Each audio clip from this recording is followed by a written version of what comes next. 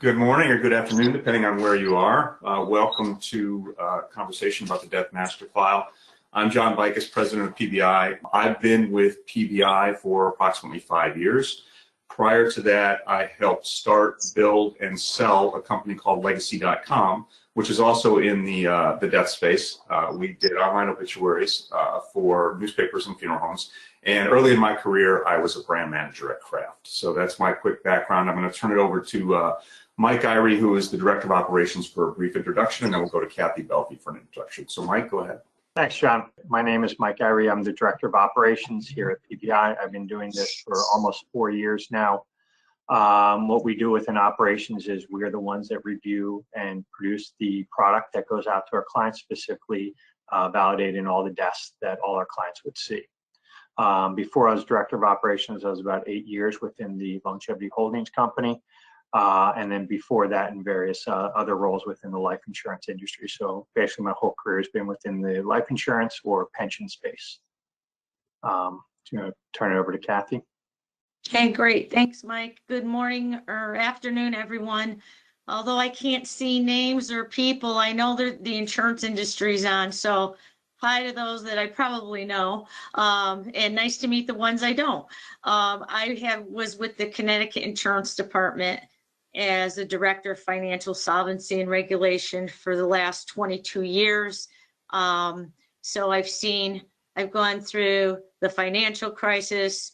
I've gone through a lot of changes in insurance.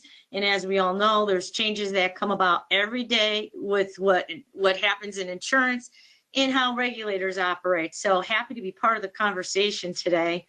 And now I'm retired and I have my own consulting practice and helping out insurers and states, continuing to help states in the regulatory world. So nice to meet y'all. Great. Thanks, Kathy. Thanks, Mike. Why don't we go to the next slide on the agenda?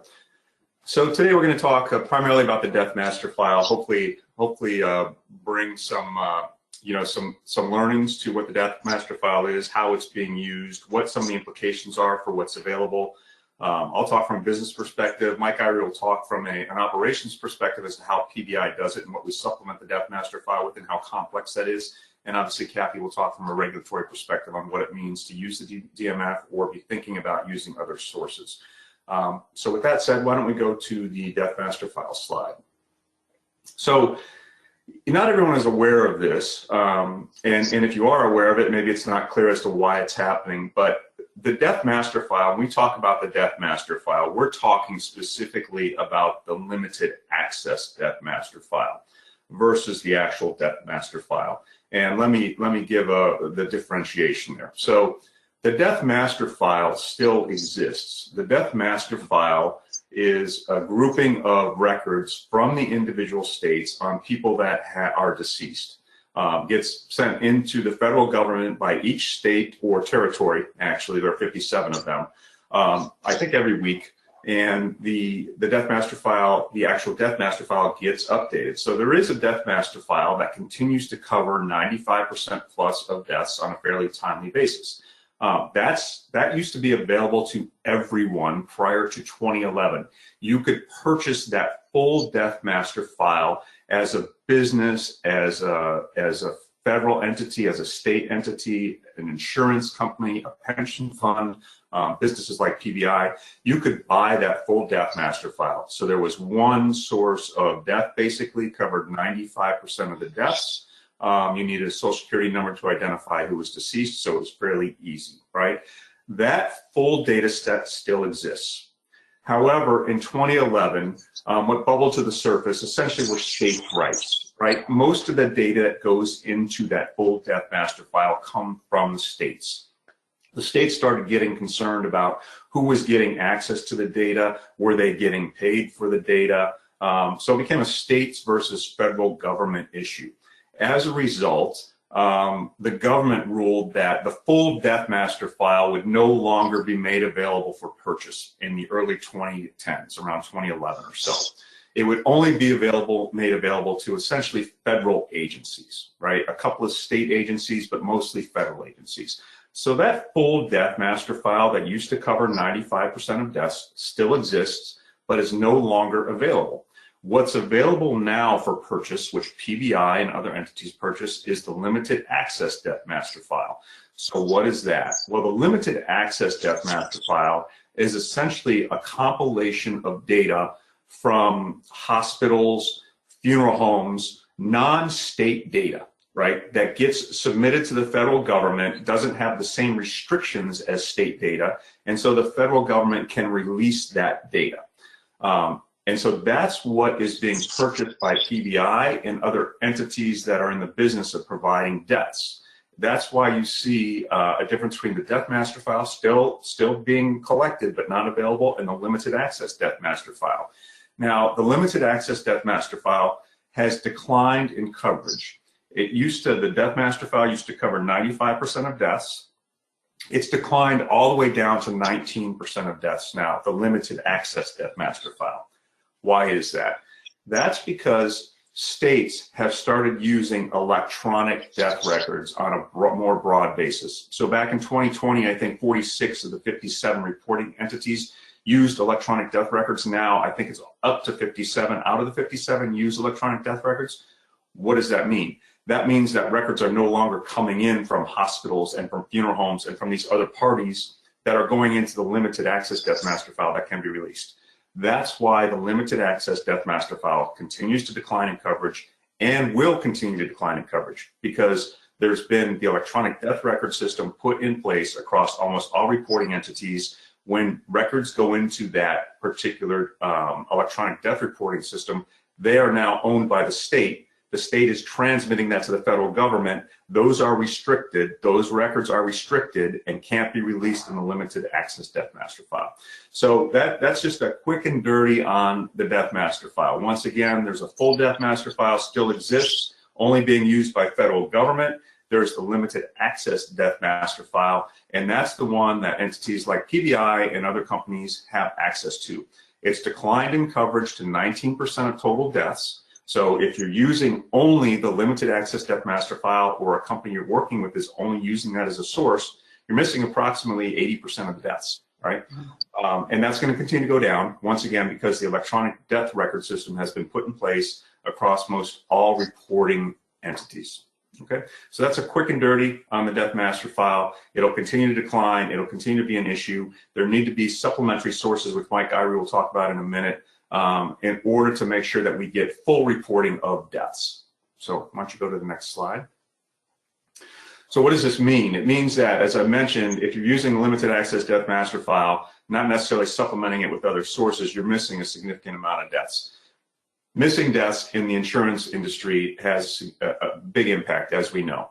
On the life insurance side, there are a couple of impacts here. Number one, there's potential reputational risk, right? The regulations currently call for use of the death master file or the limited access death master file. So most people are using that.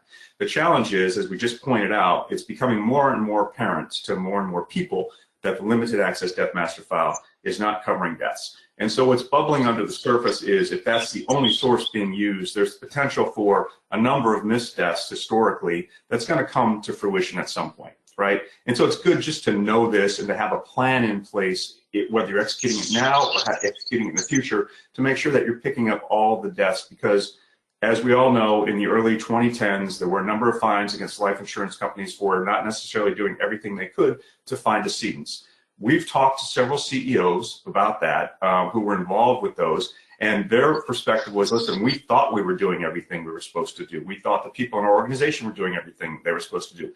Whether that's true or not, we all know this flows downhill, right? And so it's something to keep in mind, that if the limited access death master file is the only thing being utilized, it's worthwhile looking into other sources of data, so that when regulations change, if they do, or when people start looking more closely at this, there's coverage on the business side, right? The life insurance side, there's also a business opportunity here. As we all know, there are a number of orphan policies out there, right? Where people don't know who has the policy or who the beneficiaries are, and that could be a function of the agents having left. It could be a function of distribution changes, right? Distribution system changes. And so identifying who are those people deceased, who are the beneficiaries, is a real benefit to insurance companies, because who's the easiest customer to resell? An existing customer, right? There are a lot of orphan policies, a lot of people floating out there that might not have a contact or know they're due a benefit. Big opportunity for life insurance companies. Then in some of the other books of business, like pension risk transfer, there's clearly a valuation of the asset. If you're not catching all the deaths, the asset is not being valued appropriately on the buy or sell side, right? Structured settlements and long-term care, there are issues there with regard to making payments to decedents or not knowing who's dead and making a payment to a facility, for example, right? And so there are obvious financial implications to not utilizing full coverage of decedents, some kind of full coverage source of decedents. So on pension risk transfer, structured settlements, long-term care, very obvious financial implications for not having full coverage. On the life insurance side, potential future reputational risk, as well as financial opportunity by identifying decedents and beneficiaries to make sure that you keep people in-house in your companies. Okay, so that's the reason for us talking about this with people who are on the presentation. With that said, I'll turn it over to Mike Irey, who can go through some more details on how PBI does things, how complicated it is, why it's important to be using multiple sources. So Mike, I'll turn it over to you. Great, thanks, John. As John mentioned, the DMF has declined from close to 95% to 19%. And probably like most people thought, well, now what do we do? How do we kind of help fill the gap? And one of the ways that PBI helps fill the gap is, well, we contracted out to some states directly. And as you can see in this slide here, that accounts for about 17% of our deaths. And that is complicated and a lot of legal work needs to be done to get the right access to those states. And the state records don't always come through with all the proper detail that SSA hit would require. Some will be missing SSNs, some will be missing other data points. So you have to make sure that you really understand what you're looking at from a state data. Compared to what the DMF usually gives you is, if you have an SSN, you're probably going to be able to find the right data or the right match for that death. Having a name and a date of birth is always helpful, but typically, if you were good enough with the SSN, you were fine with the DMF. Not so with the state, and definitely not so with the obituary, which takes up most of the deaths that we find, about 64%. With the DMF, the timing of deaths are so that they come in about once a week over the weekend. Obituaries, we go out to over 28,000 different sites, mostly funeral homes, some newspaper websites, could be aggregator websites, many different sources to kind of pull that data. And we do that every single day. So if something is published on a Monday, we will see it in our system on a Tuesday. And what we found is we are typically able to find deaths faster than the SSA or the state can provide us the data, because that's a weekly source, or sometimes even with states could be monthly or quarterly, whereas we're on a daily source of things. Next slide, please. One of the things that John had mentioned was the complexity of finding the deaths. As I'd mentioned, if you were with the DMF, if you had the SSN, that was pretty much all you needed, maybe a name and a date of birth to help there. With obituaries, you need more data points. And if you don't have those data points, one of the things we're able to do is help fill in those gaps. We work with a lot of insurance companies, pension companies, and a lot of companies where they might be missing a social security number, and we're able to help fill in that gap. They might have missing locations, and we've determined that on an initial file, about 30% of the locations are outdated. And that's simply just due to people moving over time. And that has nothing to do with, older or outdated records, which might cause that to be higher. We've also seen dates of birth, typos or issues there. And we're able to kind of correct and fix all that data, especially with names as well. Last names change over time. First names not having a complete file. All those data points we leveraged within obituaries to help us find the right match. So it's not as simple as having the SSN and matching it like you would in the DMF. Here you need kind of smart logic to match up the data that you have on the participant with what's in the obituary. And unlike in the DMF, where it was pretty standard, the data you get from the DMF, the SSN, the name, the date of birth, obituaries are very complex. You can have any different way that you want to write an obituary, you will see it. You have thousands of different times. Sometimes they'll mention somebody's full name and date of birth. Other times they won't.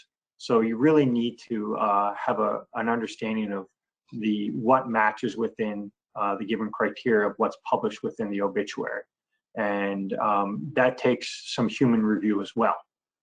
We leverage our artificial intelligence. We leverage our IT system and matching criteria that we've honed over hundreds of thousands of, if not millions of obits that we've reviewed to ensure that when we are pulling something back, we're pulling it back correctly and properly. But even then, there requires a level of human review. Somebody that has a skill necessary that can read the obituary and understand what the data implies as it's written, and then how does that match with the participant data that we have from that file. Because the SSN is usually kind of the gold standard of what is a valid match. When you take that out, you have other data points that you need to be able to leverage to be just as confident in a death as you would with a DMF match. And when we don't have all the data that we would get from a client, that's where we leverage outside data vendors to fill in the gap. As I mentioned before, we have the ability, if you don't have the SSN, we can leverage and find that. We're able to help find names, dates of birth, locations, even relatives, and match that up with the data within the obituary. It is a complex kind of web in which you have to understand what rules are necessary to make a valid match and do it with near close to 100% accuracy. And it's something that we've had a team of people, reviewing hundreds of thousands of these over the last couple of years that have kind of honed their skills, as well as increasing and enhancing our artificial intelligence and our scraping mechanism to make sure that we are finding as close to as many deaths as the previous DMF would provide, but we just have to do it within the obituaries.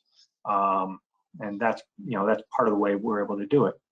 What we've seen when we add new clients on, and it's not uncommon, is the first file we will generally find the most amount of missed deaths or deaths that people just haven't been paying attention to over the years because maybe they've been relying on the DMF. So it's not uncommon for us to find hundreds, if not thousands, of deaths on an initial file right away, whether that's through state sources or whether that's through obituaries. They kind of dies down a little bit after that first review, but we're able to stay on top of that and continue to get the recent and up-to-date deaths throughout their life cycle of that file. At this point, I think we can push it over to Kathy. Okay, great. Thanks, Mike. So the moment everyone's been waiting for, what do regulators think about all this, right? I was feverishly taking notes if y'all didn't notice, because I'm learning a lot here too. So I'd like to take a step back. Again, I am from the financial regulation solvency side, and traditionally when the market conduct folks go in, they look at, beneficiaries, and they look at timing of deaths and due diligence, but we've worked together. The divisions work very close together. So I think I could tell you a little bit about what they're thinking when they walk in on a market conduct exam. There's two types. Obviously, the traditional, where you're picked, and it's part of their process to look through some of the files and make sure you're following your processes appropriately. And then there's what's called target exams, which, we'll get into an example of what was a DMF target exam, several years ago. Mike alluded to some issues that came up. But I think regulators, all regulators' mission, if you go onto a mission statement, their mission is what is in the best interest of the policyholder / beneficiary when they're looking at these exams. So that's where their mindset is. When they look at the DMF and if it's been utilized appropriately. And as to, I'm not sure if I think John had said, it's okay to use that file, but there are some things that they look at. Is there been appropriate due diligence that goes along with looking at these files? Are they following their own internal processes? So are you following what your own internal documents say? And I think an important element is there consistency amongst departments that are actually looking at their processes? So we'll touch on that in a second. But one thing that is different than I'm used to on the financial regulatory side is there's a lot of words here around due diligence, consistency. To me, that's not a bright line test. So there's a lot of judgment that regulators can use when they're looking at files on when looking at DMF and in general market conduct. We're on the financial side, we're used to looking at RBC and ratios, and there's bright line tests. So a lot of judgment. So to that point, you can have various states come to different conclusions when they come in and they do a market conduct exam. So that's just the way state regulation, the market conduct world is right now. So it is a judgment call. So along with that, one of the things that it prompts investigations is claims. If there's an uptick in complaints, and I'm going to go to an example to kind of pull this all together. Back in 2011 and 2012, there was an uptick of elevated complaints about people not getting paid, beneficiaries not being notified, and there was a very, very large multi-state target exam, specifically around DMF benefits. They targeted actually not one, but several of the largest companies in the United States. And the results were pretty amazing. I'm not going to name a name, but there was one company in particular that got, fined millions of dollars.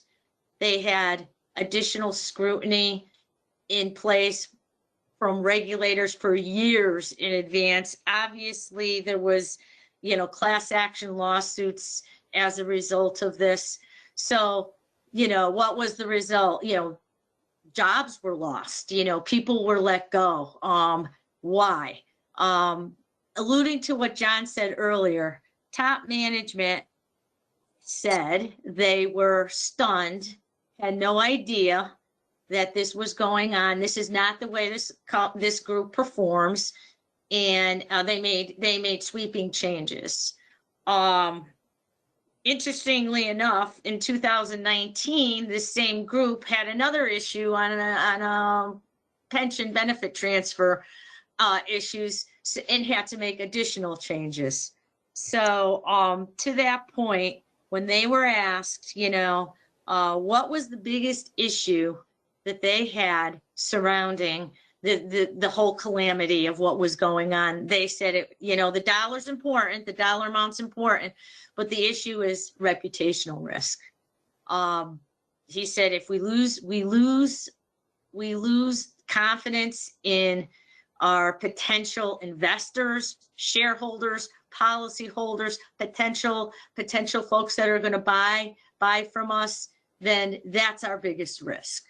So I find it interesting because, through the years of looking at not just life companies, all companies in all the insurance industry, what has evolved in all boards and all of the C-suite, thought processes is reputational risk. Around the boards, they're always talking about, market liquidity, all the other risks, but they're on top foremost of their mind is reputational risk. Reputational risk is another example.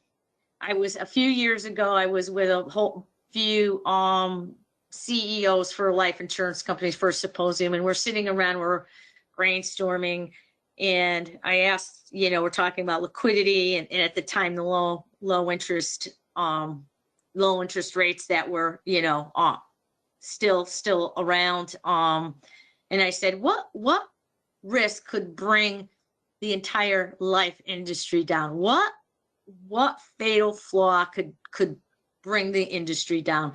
They thought, and they came back and they said, nothing. There isn't anything that could bring the whole life industry down, because there are folks that will always want life products. So it's going to be surviving, the fittest survive. But individually, the biggest risk that will take any one firm down is a reputational risk, whether that be from, class action lawsuits nationally known, in this particular case, beneficiaries not getting paid, or anything. That was their biggest fear, that a reputational risk anything could take them down. So it's interesting. And I just want to mention, I'm really shocked, John, that the DMF is down to 19% effective. I guarantee you the regulator community does not know this. And although they've been somewhat quiet since 2012, they did that kind of big, overview and kind of went through the country looking at DMF issues. I guarantee you, once they find out about this, and they will, there may be regulatory changes, who knows?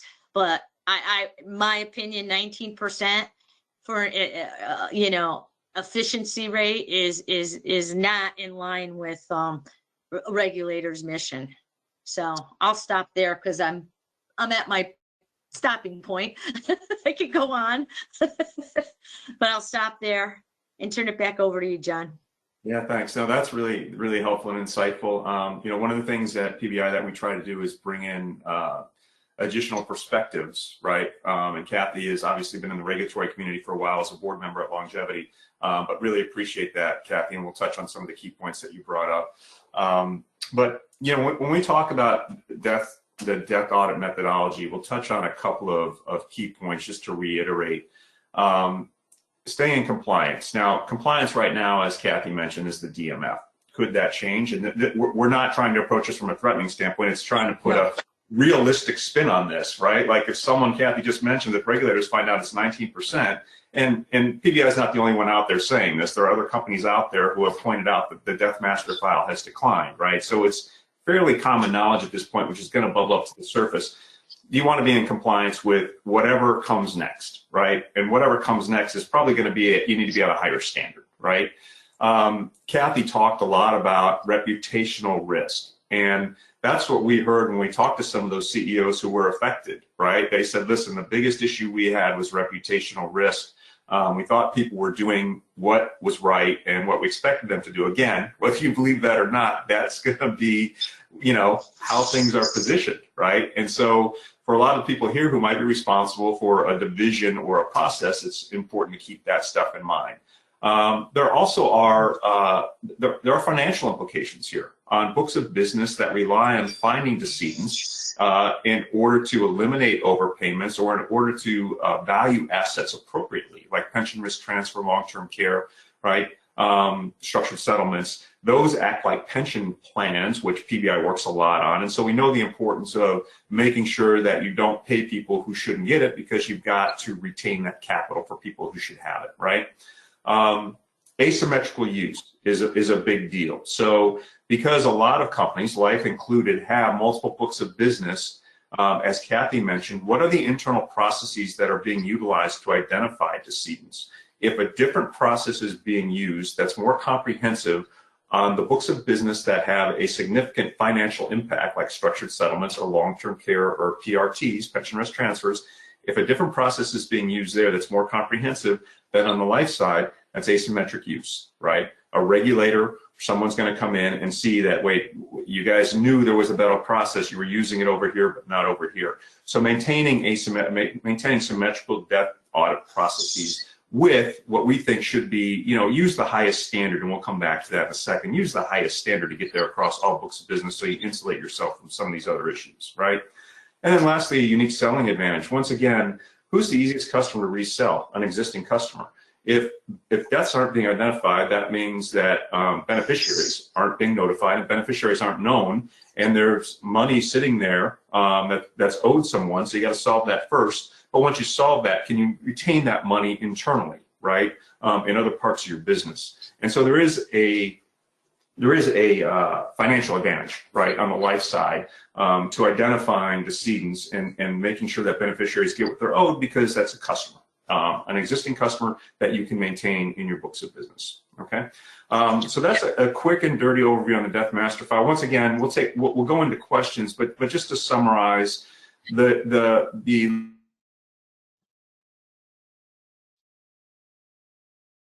gone down significantly in terms of coverage, right? It's only 19% now. And that means that identifying decedents needs to be supplemented with other sources of data.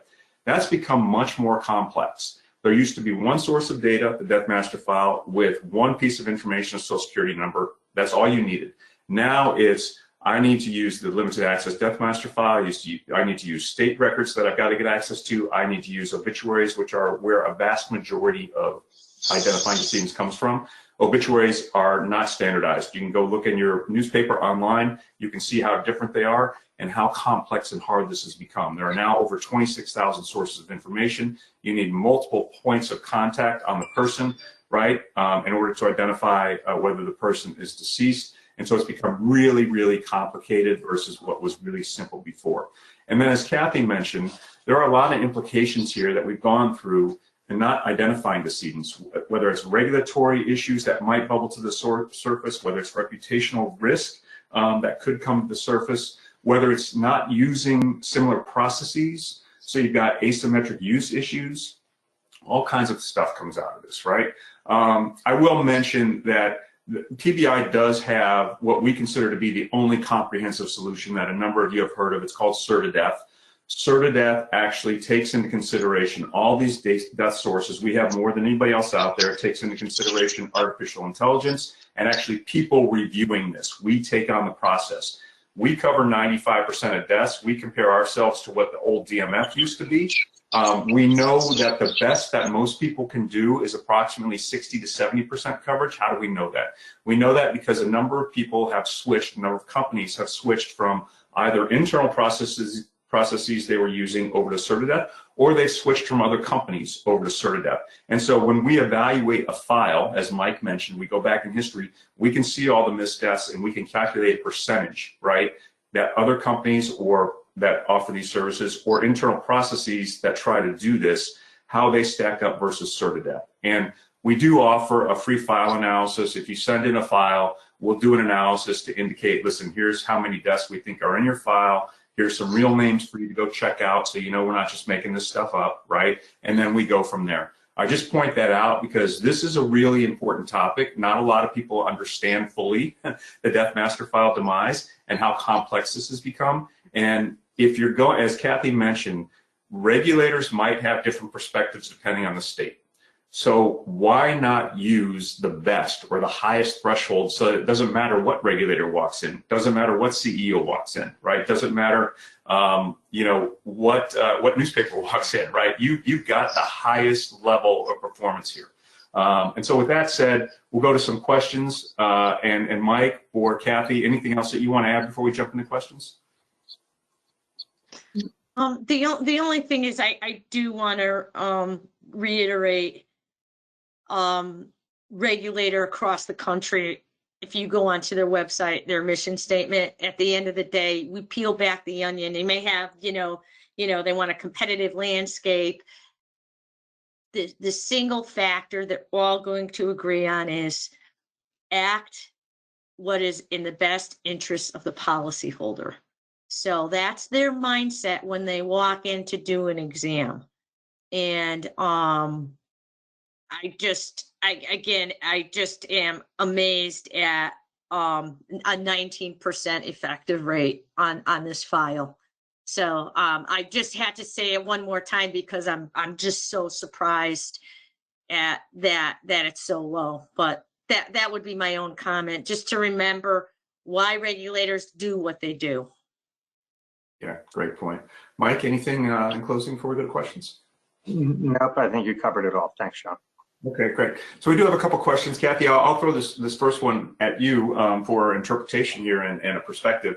So the question is, if the DMF has declined as much as it has, is using it still considered compliant with regulations? Right now, to the best of my knowledge, I have talked to the Connecticut Insurance Department recently. Yes. Okay. Yes. That's a sound answer from Connecticut. I can't answer for other states, but for Connecticut, yes. Okay. And then, Kathy, to tag on to that, and this is going to be somewhat speculation on your part, but you have the background. Based on what you've seen here or your conversations with Connecticut, would you anticipate any changes to regulations or state regulations? Yes. It goes back to what I just said about what is regulators' missions. It's to protect policyholders, claimants, beneficiaries, protect their contract. So I can't tell you timing. I don't have a crystal ball, but I truly believe there will be, at some point, my opinion, a change in regulation across the nation. Okay. It's just too low of an access point to rely on. Yeah. Okay. One of the questions is, having worked in the funeral industry, there's been a decline in the use of obituaries in newspapers due to the cost. How does this affect PBI or state regulation? So that is true. In some states, there has been a decline. We monitor the number of obituaries that we receive, right, Mike, from our different sources, and we have not seen a significant downtick as a percentage of deaths or a percentage of deaths or the percentage of deaths that we identify from obituaries. Is that fair, Mike? That is correct. And one point to add to that is some funeral homes or places charge, per word or per, something like that. So what you end up seeing is sparse obituaries, which again makes it even more difficult and more complex to determine it as your person. Thus, why we kind of leverages, outside data vendors and other data sources to find that. But what we've seen is not so much a drop in the number of obituaries, but maybe in the completeness of the obituary might be shortened to kind of offset some of the cost. Yeah, and I'll add to that is true that in some states, especially, obviously, there's been a cost increase on the newspaper side. Funeral homes, have come a long way in the last 10 years. I worked at Legacy starting in 2000 when the internet was in its infancy, and funeral homes at that point, I think, thought the internet was going to go away, right? Now funeral homes are bought in and they all have websites. And what's the biggest traffic driver to a funeral home website? It's an obituary. So one of our sources of data is funeral home websites. It's not just newspapers or media sites, right? So when we talk about 26,000 sources, there aren't 26,000 newspapers. That's not all we're talking about. We're talking about funeral homes. I think the number of funeral homes is 18,000 or so now. So we do collect from multiple sources, multiple different channels, not just the media, but we also go to the funeral home websites, which is where, if there's been a decline on the newspaper side in the market, supplemental is the funeral home websites. That's our data as well, just to make sure that we've got comprehensive sources. Okay. Yep. All right. A couple other questions here. I'll answer. How does the DMF get updated and how is it related to its decline? I think I tried to answer that early on. The DMF still exists. We're talking about the limited access death master file. And the limited access death master file is only what I'll call third-party sources, right? You can call them first-party, I guess, but third-party sources are funeral homes and hospitals. If that data comes directly into the federal government from those sources, that will get published. But most of that stuff now is going electronic death records from hospitals directly into, or from funeral homes directly into a state source, which gets sent to the federal government, and that's why you see the decline in the limited access death master file. Okay. How often is the death master file produced? So we receive weekly updates, Mike. Is that fact, the limited death master file? Yep. Every weekend. Yep. Yep. Yep. So we receive updates every weekend, and we get, Mike, can you explain the data that we get? Because we get new data. We also get results from older deaths or changes, right? Things that might have been incorrect that get updated. You might want to just talk about that briefly. Sure. We do get some older data. Sometimes it can take weeks or even months for data to come through and get it populated. But for the most part, it's within the last 2 weeks or so of a death. Not really within the last week, but usually with a 2 or 3 week lag time. It will primarily come back with a social security number, name, first and last name, sometime middle initial, and date of birth. What we also will see from time to time is retractions from the SSA. If they get it wrong, they'll come back to us and kind of call that out, and then we'll pass that along to the client. But yeah, that can come within files over the weekend as well. Okay. There's a question here, and Mike, I'll take a shot at it, but then pass it on to you. How airtight are Certideath matches? So when we use Certideath, the difference between Certideath and other data providers out there is Certideath is not data, it's the answer, right? We're only giving you deaths that we are certain occurred. And so we use artificial intelligence to score based on different variables matching and data that we go get on people to try to match those variables. We use human intervention in cases where we can't match and generate a high enough score from artificial intelligence. We actually have people reading obituaries to do this, right? And then lastly, the way that we evaluate how airtight something is what's our false positive rate. Our false positive rate, which Mike can rattle off the stats, and I'll ask him to in a second, is actually lower than the false positive rate on the death master file. The death master file has a false positive rate because there are incorrect social security numbers assigned to people, right, on the data that comes in. And so we've compared our false positive rate, which once again I'll ask Mike to come to the death master file. We actually have a lower false positive rate because of the process that we go through. So Mike, do you want to expand on that? Yeah, sure. You're right. We do have a lower false positive rate than the DMF. What we've seen from the DMF is they're accurate 99.9% of the time, whereas we're accurate 99.95% of the time. As John mentioned, we capture all instances in which a client will tell us we have an obituary wrong. We'll note it in our system. We review the causes for that. The causes could be anywhere from a fictitious obit published to incorrect data pulled back from the clients provided to, from time to time, human error. But we're reviewing thousands and tens of thousands of obituaries, on a week. And, I think we do a really good job of making sure we have checks and balances within our system to ensure we have as few as false positives as possible, while also finding as many deaths as possible. And as I mentioned, the complexity of it requires a complex system as well as some human intervention to make sure that we get it correct. So as John mentioned, we aren't giving you the possibles, we're giving you the answers. And that's what Certideath does. And that's what we provide to you once we've kind of completed our review. Thank you. And then, so why, when the DMF was optimal, do you only get 95% deaths? So there are really two reasons there.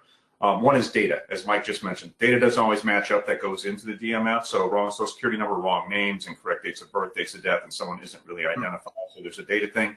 And listen, you have homeless population, you have people who come in from overseas, you have just a number of variables with a small percentage of the population that they just don't get reported as deceased, right? So that's why the 95% number is typically used, is because you always are going to have on the margin, it's going to be difficult to identify 100% of the population being deceased because of the population, the way the population is comprised in the United States, right?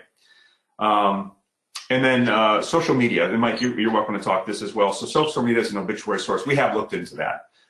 It becomes very complex because when you're talking about newspapers and funeral homes, for example, or states, you're talking about 26 to 28,000 sources. When you start talking about social media, you start talking about tens of millions of sources, right? And so how do you access tens of millions of sources on a consistent basis to identify, whether it's an obituary or something else? How do you get around, usage, from Facebook or these other social media sites? And so we have looked into that. We have looked into trying to get feeds and do some other things. What we've also found in our research, once again, is given the sources that we have, are there going to be incremental deaths that you could find on the margin through social media? Of course, right? But from a scale basis, it's not adding like a significant amount of incremental deaths that are going to impact someone's business. Again, that could vary by customer, it could vary by size of population, but from a scale perspective, which is what PBI looks at, the social media stuff, given the amount of work and hoops you have to jump through for the incremental value there, we haven't seen it to be worth it so far. Mike, is that fair? That's 100% accurate, John. It's also, we pride ourselves on accuracy, and social media isn't going to have all the data points most of the time that a funeral home would have or an obituary would have. So it's just not as consistent or as accurate with the source of data. It's also, very hard to scale, as people won't put in, as many identifying information on a social media site as you normally would expect from a funeral home. That's why it's not used. There are some funeral homes that go through a Facebook or a social media site, but it's generally within their hosted on their website, and then they might post something on a social media site. But it's generally we'll go to the funeral home first. Okay.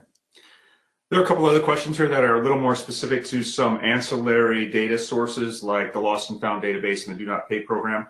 So that we don't confuse people, we'll answer those separately. The general answer is, yeah, there are some other things happening out there, but they have not been either developed or proven from a scale standpoint that they will have a positive impact or do something different than what's happening today. But we'll get you more details there. There's also a question about the entire presentation being available. It has been recorded. I believe our marketing team will be sending it out to people who did register or who are attending. Okay. A couple more questions here. Is CertaDeath capable of finding older deaths and provide documentation for older deaths than the 1980s or 90s, which may not be available online? Mike, I'll turn that. Yes. We absolutely can do that. Those are mostly going to be through the DMF, and that's where our documentation would be. So yes, we have plenty of deaths. We've found deaths all the way back to the 40s and 50s. So.